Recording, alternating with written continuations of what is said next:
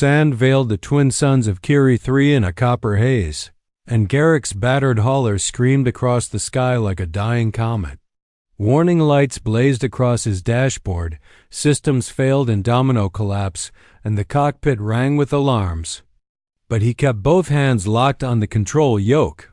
He didn't curse, didn't panic. Panic never fixed broken metal.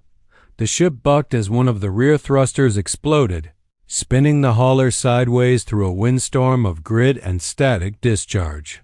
Garrick leaned into the turn, coaxed what remained of the attitude controls, and aimed for a soft slope where the dunes stretched wide and forgiving. The impact cracked ribs of metal beneath his seat and dragged the underbelly in a groaning slide across the sand until the nose finally dipped and slammed to a halt. The silence that followed buzzed with static and adrenaline. He exhaled slow. His knuckles ached. The hull smoked. The airlock refused to cycle, so he kicked it. When it hissed open, heat hit him like a forge. He staggered out, boots crunching.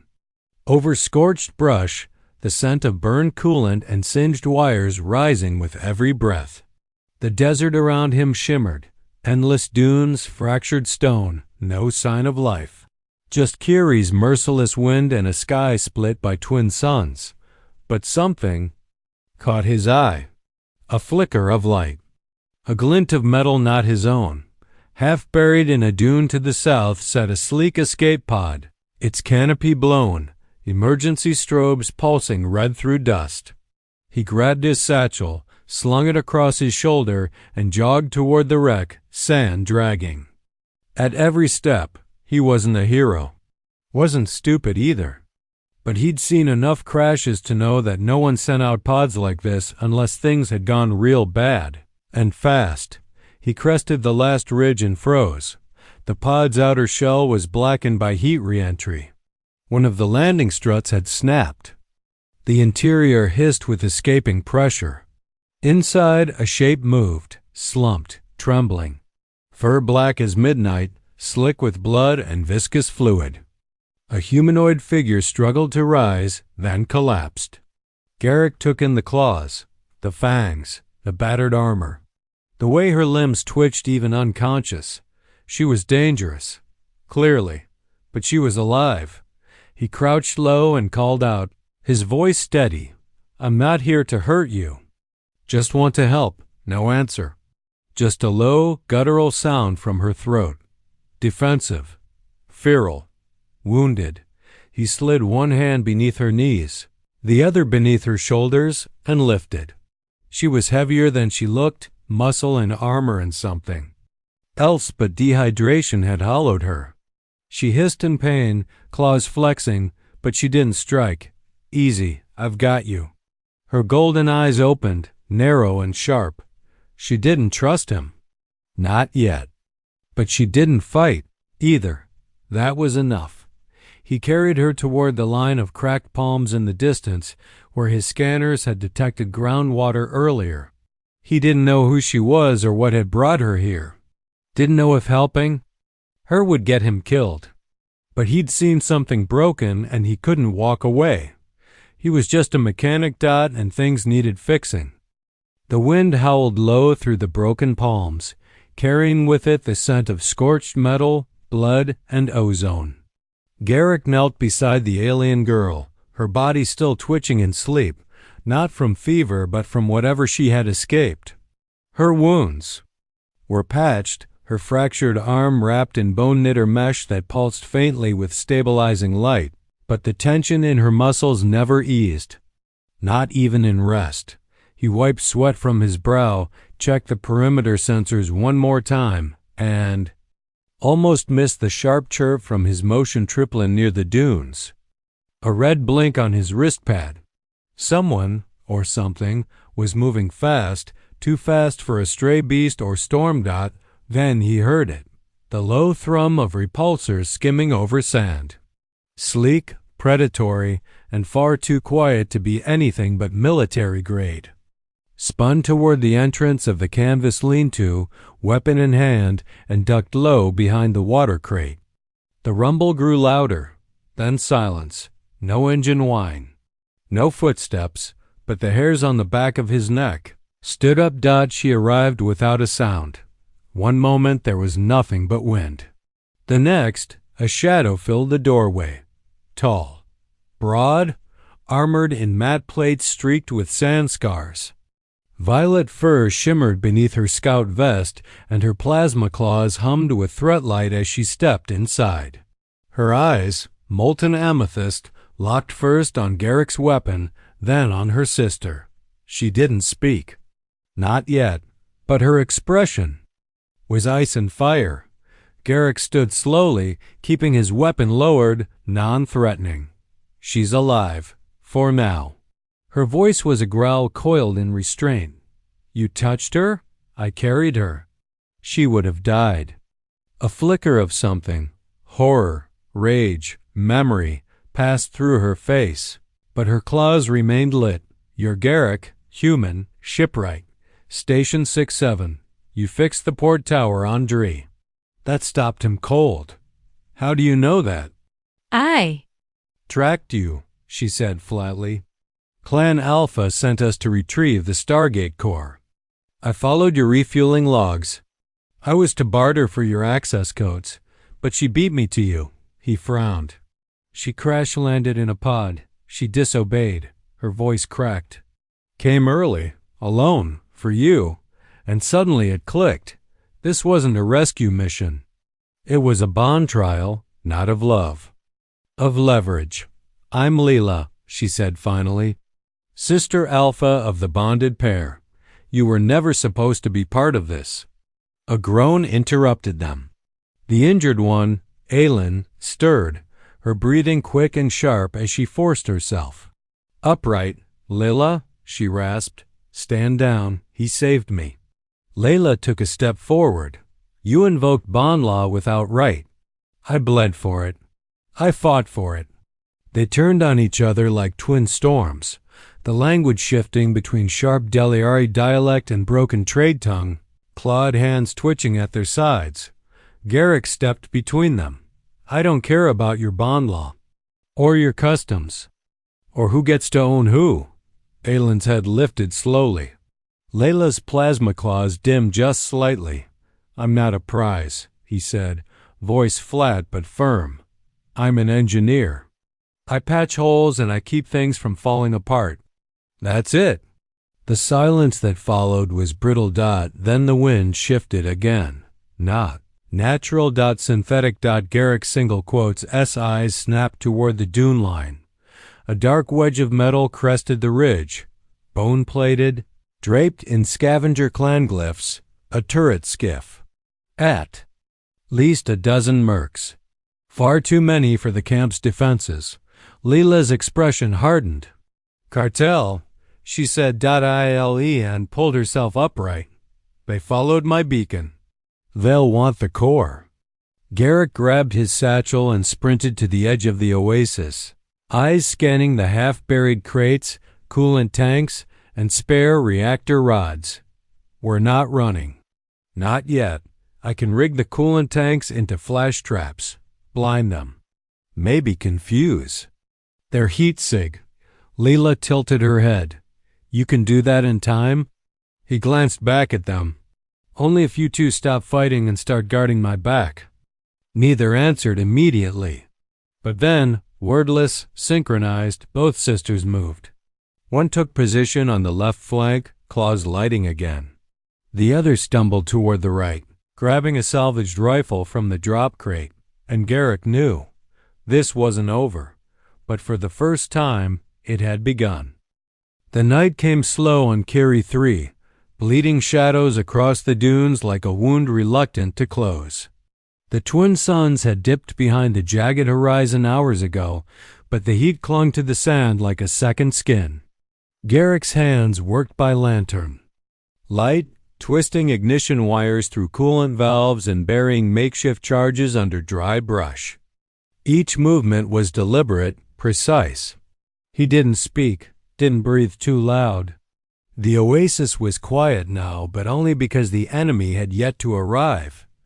Inside the lean-to, Aylin lay still, bandaged but restless. Her golden eyes fluttered. Beneath closed lids, claws twitching against the bedroll as she muttered in sleep. Garrick glanced toward her every so often, catching glimpses of how the pain no longer twisted her features, how her ears no longer pinned flat.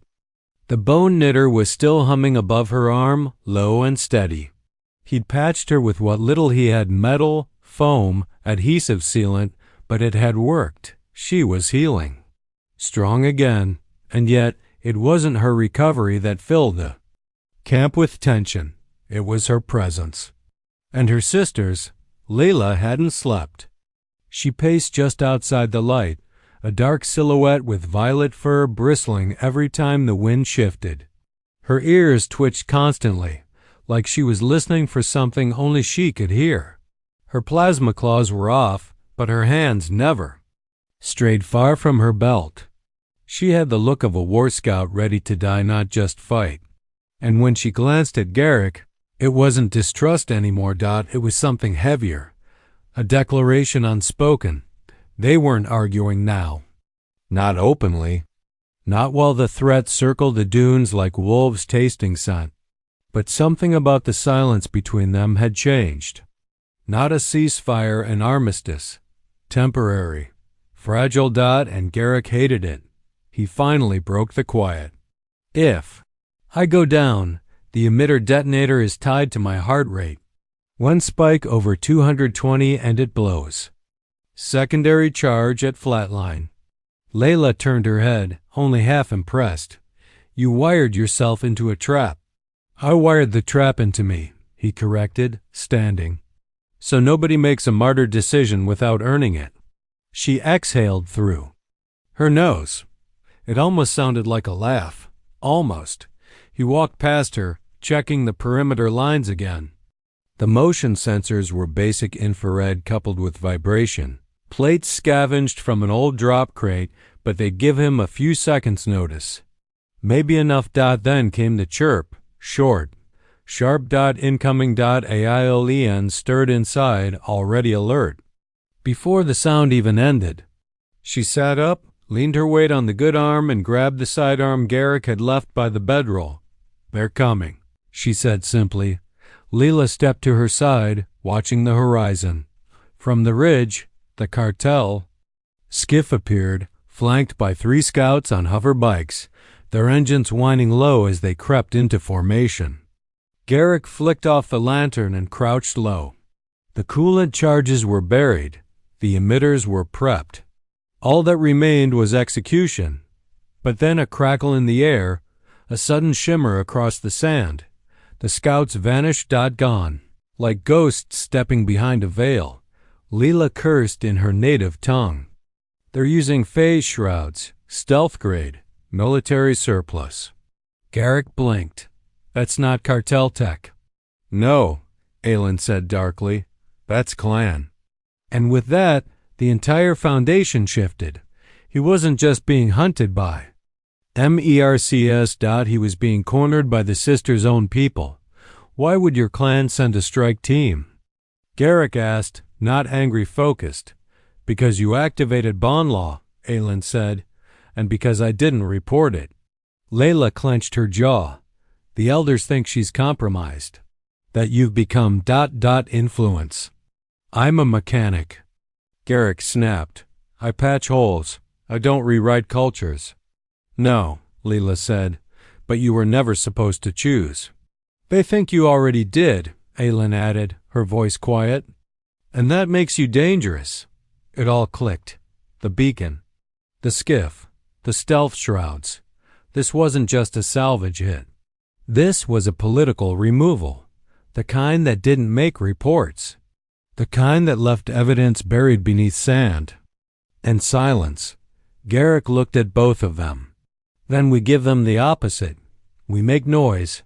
We burn their script to ash. And with that, he triggered the first trap. The explosion tore through the far dune like a frozen lightning bolt, coolant, erupting into a burst of violet mist that flash froze one of the scouts mid-stride. His body slammed into a dune and tumbled limp. The shimmer flickered. The phase field dropped. Targets. Locked.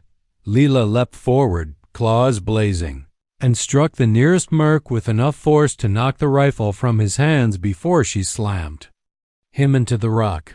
Aelin rolled behind a crate, taking aim with Garrick's rifle, laying down clean, suppressive fire. And Garrick, he ran into the fire, because someone had to keep the emitter alive, because someone had to finish the job. Bullets ripped past him. Sand exploded under his boots. He slid into cover just as a grenade detonated to his left, the shock wave throwing him into the back of a crate. Blood dripped from his temple, but his fingers didn't stop moving. The stabilizer charge almost ready. Across the way, Leela bled from a gash to her thigh. Aelin limped now, favoring her side. The mercs regrouped. The sky burned behind them. Then Garrick stood. One hand on the trigger, the other holding a detonator. "I told you," he growled. "I patch what breaks." He threw the detonator. The emitter ignited. And the sky turned white. The dunes burned blue in the emitter's wake. Lightning scars etched across the sand like the veins of some wounded god. The shockwave hadn't just blinded the attackers. It had ripped a hole through the cartel's formation, scattering shrouds, shorting visors, sending scouts tumbling like rag dolls across the cratered desert floor. Garrick's shoulder slammed into the side of a half-buried engine casing as he dove behind cover. The static from the overcharged pulse grid still rang in his ears. His vision swam. But he forced himself upright, coughing grit and blood, the taste metallic and real. Smoke curled from his collar. He was alive. He wasn't sure for how long. Aelin appeared beside him, limping but focused. Her fur was scorched along her ribs, armor dented, but she still moved with a warrior's grace. She knelt beside him and pressed a fresh clip into the rifle. "They'll regroup," she said. "That was their scout unit. The heavy assault team won't rely on stealth." "Of course they won't," Garrick muttered, adjusting the rifle's scope. "Why bother sneaking when they think we're already buried?" From the ridge above, Leela dropped into a low slide, landing in a crouch as 3 more mercenaries surged toward the oasis. She slammed into the first, plasma claws lit, carving through his armor with a burst of violet fire. The second raised a rifle, but she twisted, caught the barrel with her forearm, and snapped it sideways before driving a knee into his helmet hard, enough to crack the visor. The third never reached her. Aelin's shot hit him clean between the plates. He dropped. The skirmish paused. Only for a moment. The sand trembled. The sound that followed wasn't the whine of engines. It was a hum. Low, pulsing, ancient. It came from below. Garrick turned his head slowly. There, at the edge of the crater where the first emitter had gone off, the sand shifted. Not naturally, not from the wind, but from something mechanical. Something waking up. He stood, ignoring the protests in his knees, and climbed toward the ridge. Leela joined him, breathing hard, blood soaking through her thigh guard. "What now?" she asked, already tired of asking. He pointed. Where the crater split, a curve of alloy protruded from the sand. Not new. Not cartel. It glowed faintly, pulsing in sync with the hum. "It's the gate," he said. "Or what's left of it." Leela narrowed her eyes. "We came here for pieces. You didn't realize they were buried under our feet." Aelin reached the ridge, her voice lower. "I felt it. Through the sand, it was humming. I thought it was power echoes from the core." "It's not echoes," Garrick said. "It's a call. The gate wasn't just buried. It was alive, not conscious, but not dead either. Dormant. And now, reacting. The emitter pulse had acted like a key, unlocking dormant subroutines embedded beneath layers of sand and rusted history. Garrick dropped to one knee, wiped sweat from his brow, and ran his fingers along the metal arc. There were symbols carved into the frame, some scorched beyond recognition, others still intact. Alien, geometric. Not clan script. Not cartel tags. This tech predated the clans. Predated the war. Maybe even predated known space. He tapped his wrist pad, rerouted power from his backup battery, and fed it into the exposed gate junction. A low pulse surged outward. The ground groaned. Then split.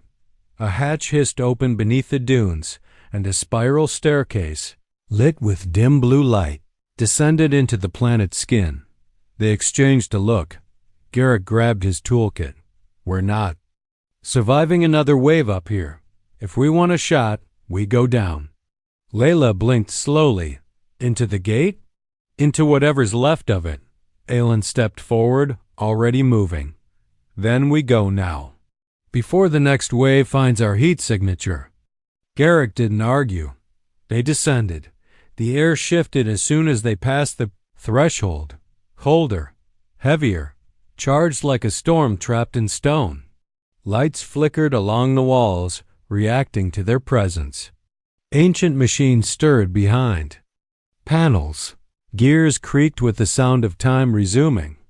This place was a skeleton of something long dead, and it was waking up. At the bottom. They found the chamber. Circular. Vast. And in its heart, the core, not the broken fragments Garrick expected. Full, sealed, still glowing catalyst core suspended in an energy field that hummed with restrained power. It floated above a socket in the floor, circuitry webbing out in all directions like arteries from a heart. This is it, Aelin whispered. This is what the clan wants. Garrick stepped forward, awe and terror mingling in his breath. They have no idea what it actually is. Layla walked the perimeter, running a hand over the walls. It's not just a power core, it's a jump ignition, built to power something big. A gate that could throw ships across systems in one breath.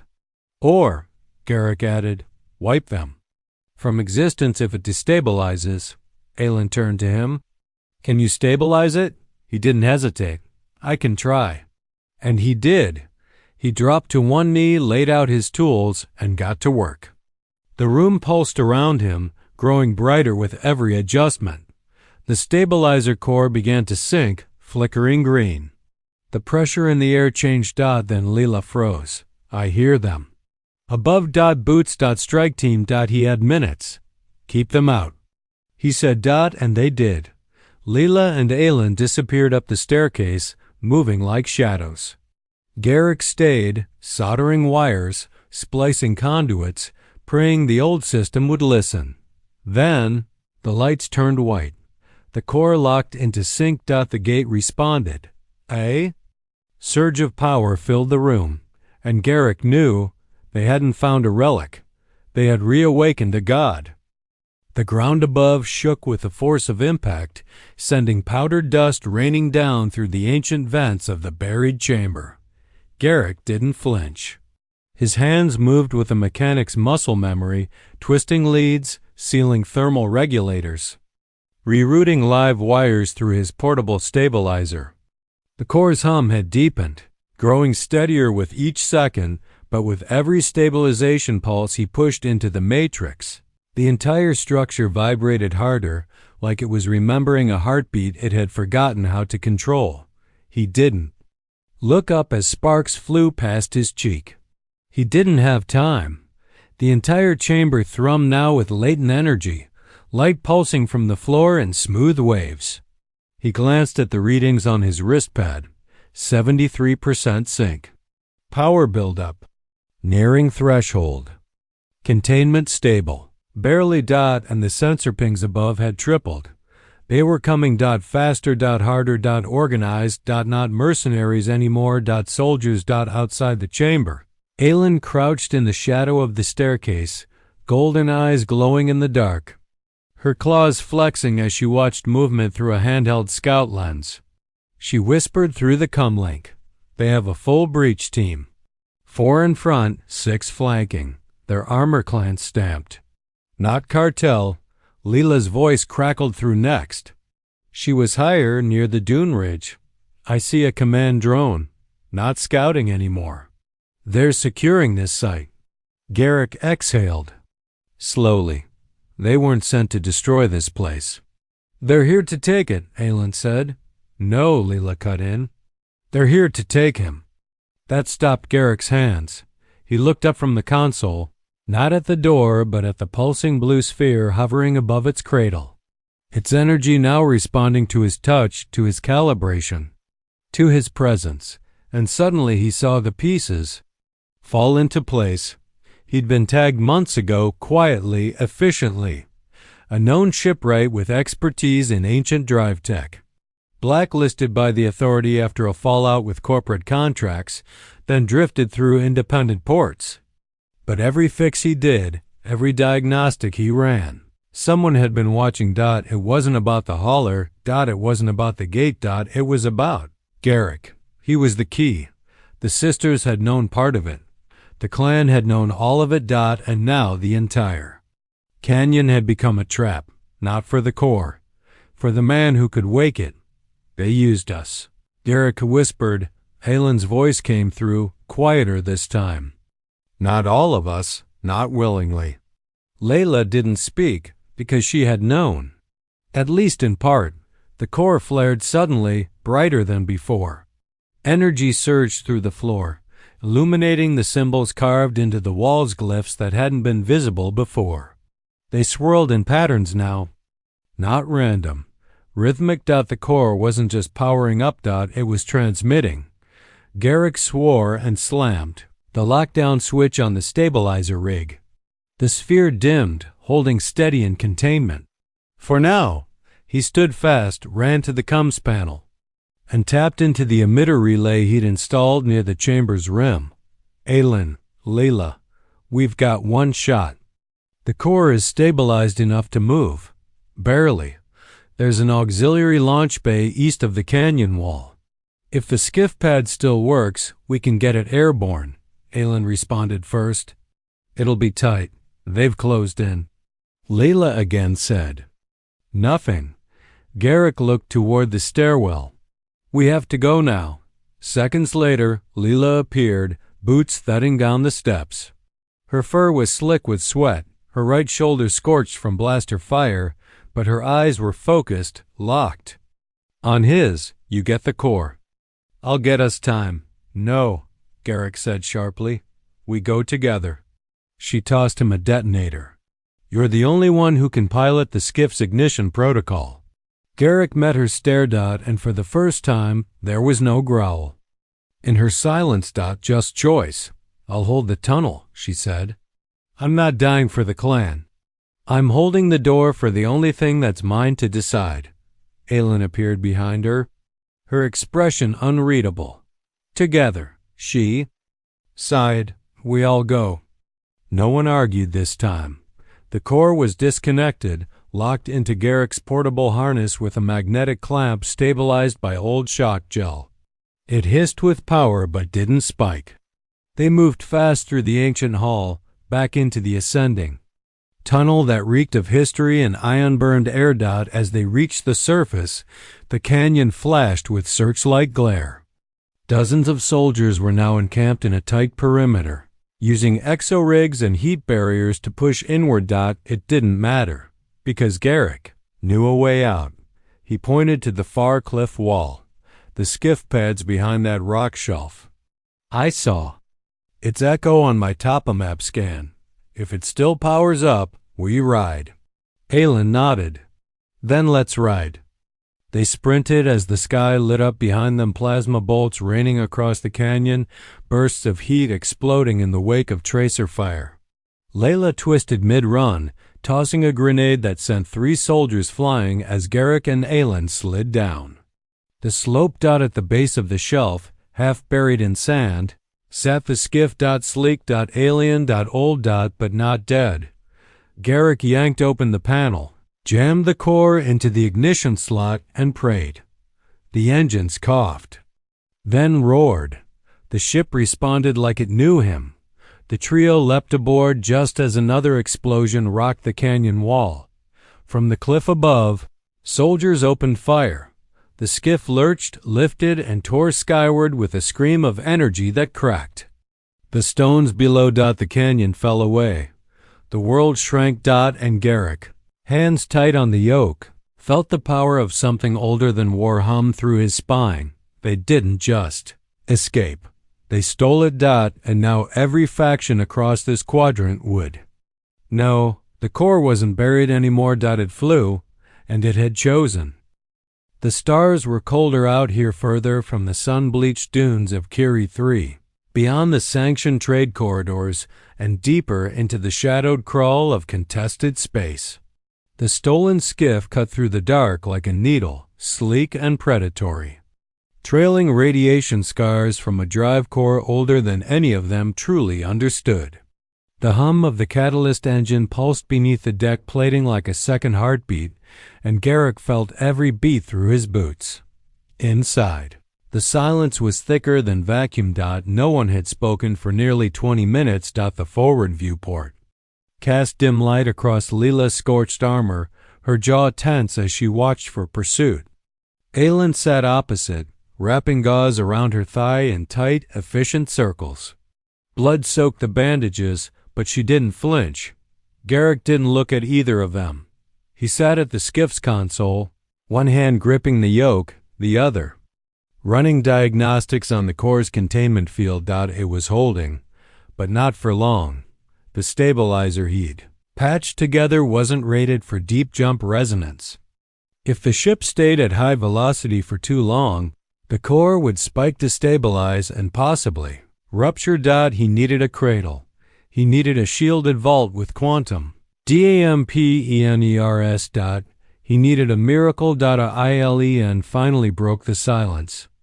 We need somewhere to disappear. Leela didn't turn. Every rebel outpost in this sector has been compromised. The clans have reached now. Then we find one that hasn't. Garrick cut in, eyes still on the readings. I know a place. They both looked at him. He pulled up a holographic chart on the nav console. The map flickered with the distortion of forgotten signals, barely logged systems, and collapsed trade routes. One sector pulsed faintly, marked only as Relon Drift. Mining colony, he said. Used to be a rebel fallback. Deep in the asteroid belt.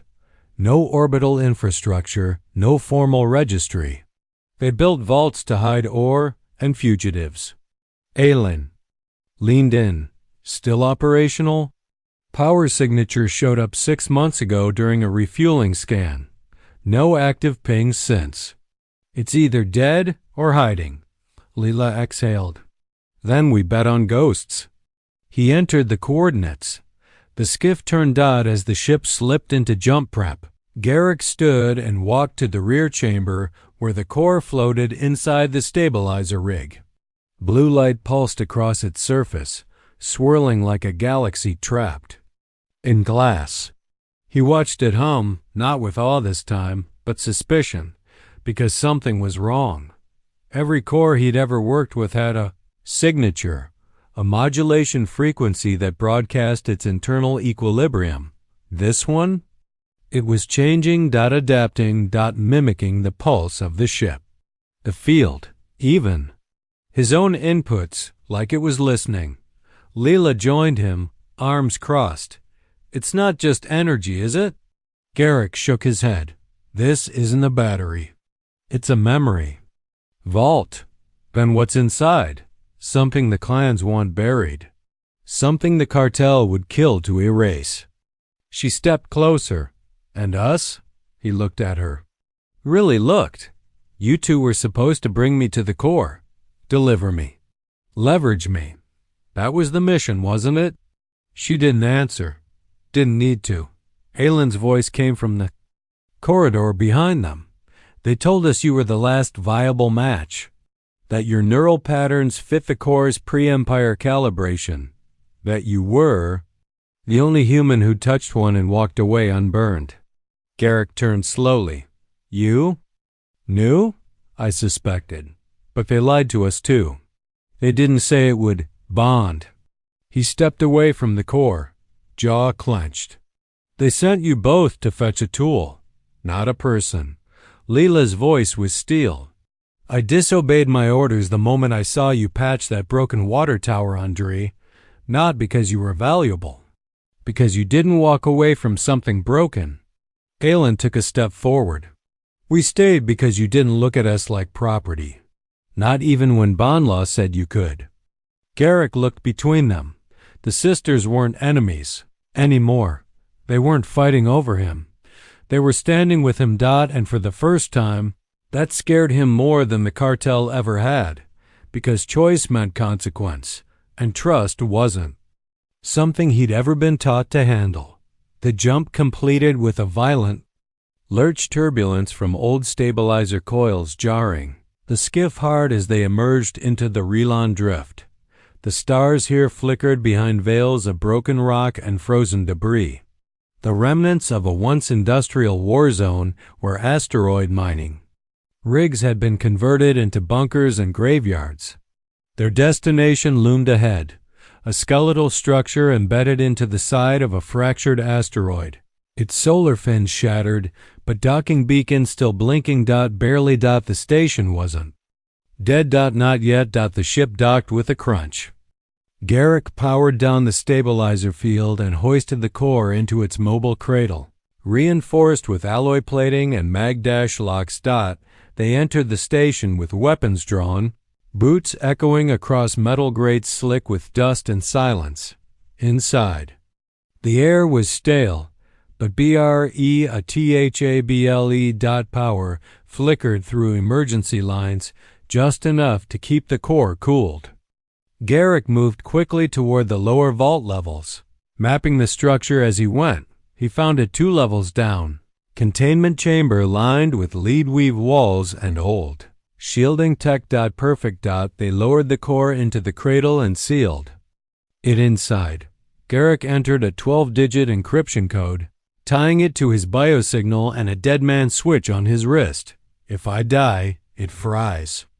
Aelin watched the core spin inside its cradle. So what now? Garrick turned to her. Now we wait. Layla stood by the door, her claws twitching. They'll come. I know. He stared at the sealed chamber. And this time, we'll be ready.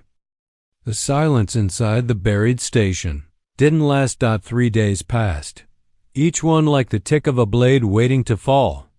The trio rotated shifts between guarding the vault, scavenging what remained of the broken outpost, and rerouting failing power lines to maintain the cradle's integrity. The catalyst core pulsed steadily behind its sealed chamber, its energy field dimmed but stable, like a heart slowed to rest but ready to race again the moment pressure returned. Garrick didn't sleep much.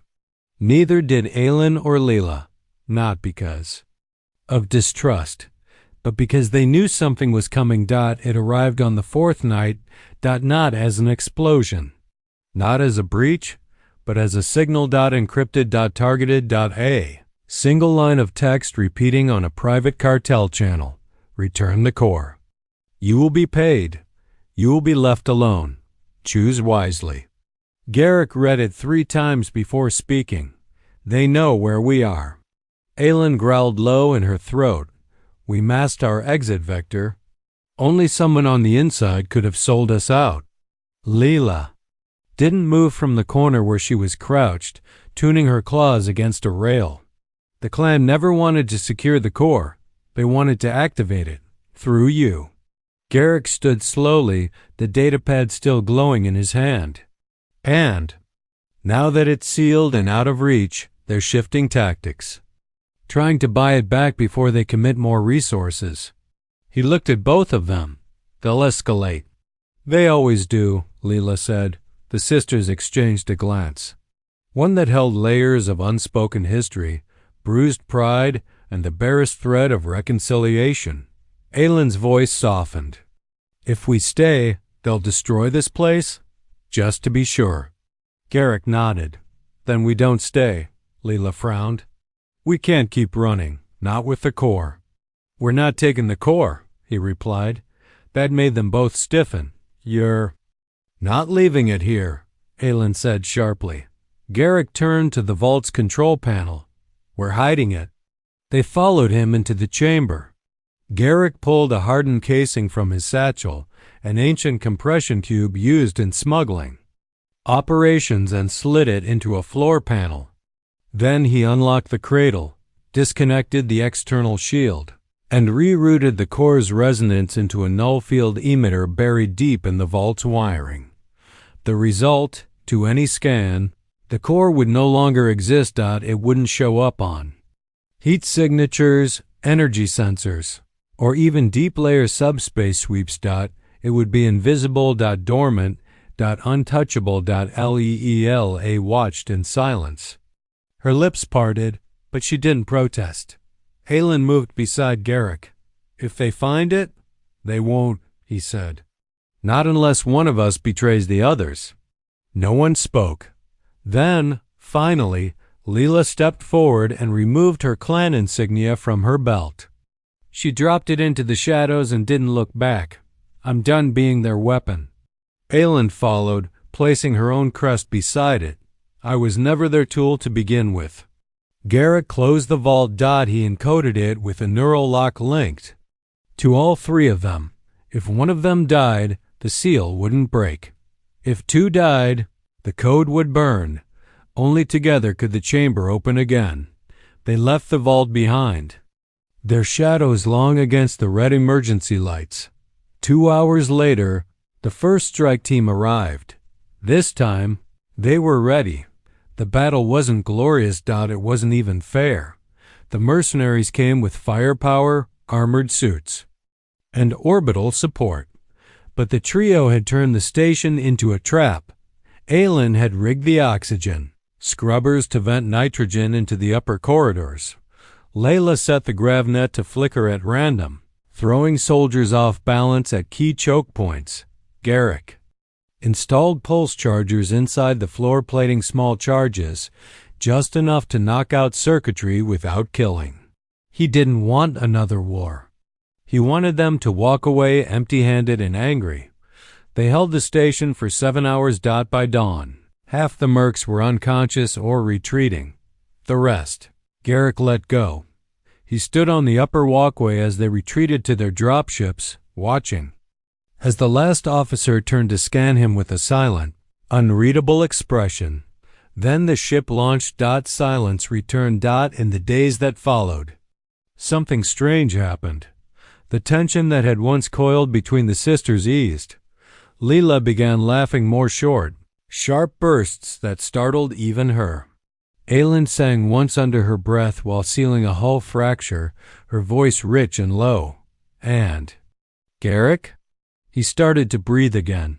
They spent another week in the station, reinforcing the vault, patching the exterior shell, and building a relay array that could warn them if anyone entered the system. It was crude. It worked.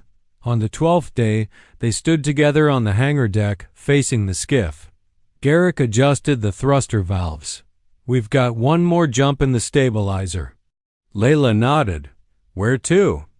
Aelin tilted her head. "There's a station beyond the ghost belt. A listening post. Abandoned. But it's built on a cliff of black glass.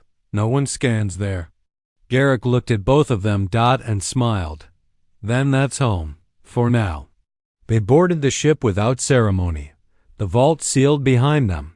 And as the engines roared to life, the station grew smaller behind the skiff, just a dot in the void. Inside the cockpit, Aelin leaned on one side, tail curled around the seat base. Leela sat opposite, legs stretched, claws idly tapping a rhythm against the console. Garrick sat between them. The core was gone. The war was paused. And the future, for once, didn't feel like a trap. It felt like something they could build. Not because he chose one of them, but because they chose each other. And maybe, just maybe, that was enough.